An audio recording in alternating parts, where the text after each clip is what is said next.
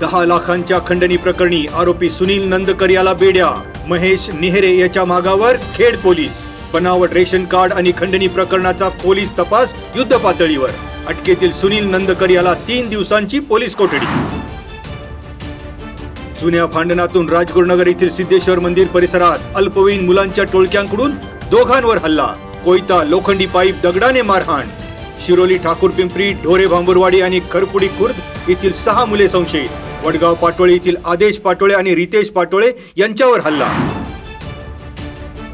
श्री क्षेत्र भानोबा देवाच्या उत्सवानिमित्त देवदानव युद्ध.